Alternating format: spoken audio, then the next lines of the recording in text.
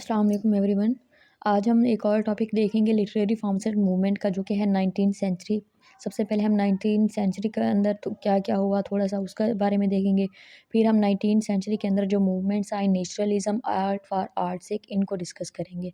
सबसे पहले हम देखेंगे 19th सेंचुरी बेसिकली है क्या, कब से स्टार्ट हुई। The 19th century was this century from 1801 to 1900। अब ये कौन सी सेंचुरी है जो कि 1801 से स्टार्ट हुई, 1900 में एंड हुई। Most of this century is normally called the Victorian period. इस सेंचुरी को क्या कहा जाता है, विक्टोरियन पीरियड भी कहा जाता है। क्यों कहा जाता है, because queen Victoria ruled the United kingdom, क्योंकि इस टाइम पीरियड के दौरान क्वीन विक्टोरिया ने क्या किया था, यूनाइटेड किंगडम के ऊपर, यूके के ऊपर क्या किया था, रूल किया था, हुकूमत की थी। इस वजह से इसको क्या कहा जाता है, विक्टोरियन पीरियड भी कहा जाता है। The 19th century was an era of rapidly accelerating scientific discovery। अब ये जो 19th सेंचुरी का टाइम पीरियड है, इसको साइंटिफिक डिस्कवरी का एरा भी बोला जाता है, क्योंकि इस दौरान बहुत सारी डिस्कवरीज हुई साइंस से रिलेटेड। ठीक है, invention with in significant development in the field of math, physics, chemistry and biology.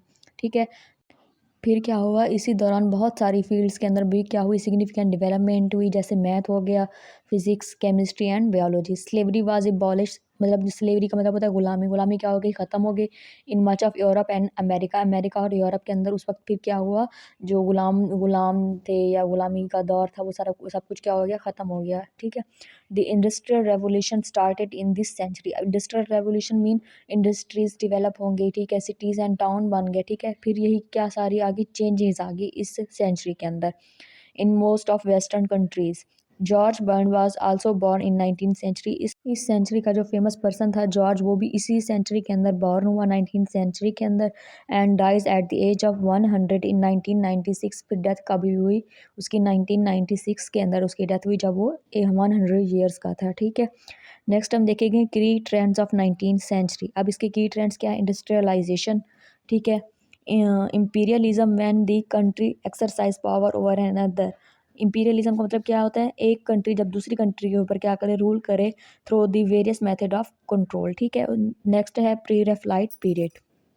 Next हम देखेंगे लिटरेचर ऑफ 19th सेंचुरी। अब 19th सेंचुरी के लिटरेचर के अंदर 3 पीरियड्स आएंगे। सबसे पहला जो पीरियड है रोमांटिक पीरियड, इसके अंदर सारी जो रोमांटिक पीरियड का जो मैंने पहले लेक्चर भी बनाया है, वो भी सारा इसके अंदर आएगा। विक्टोरियन पीरियड आएगा, प्री रेफ्लाइट पीरियड आएगा। ठीक है, नेक्स्ट मैंने यहाँ पे कुछ 19th सेंचुरी से रिलेटेड कुछ इंपॉर्टेंट क्वेश्चन लिखे हुए हैं, ये आप देख सकते हैं। अमूमन ये क्वेश्चन ना एग्जाम के अंदर पूछे जाते हैं। ये था हमारा आज का थोड़ा सा इंट्रोडक्शन 19th सेंचुरी के बारे में। Thank you so much for watching.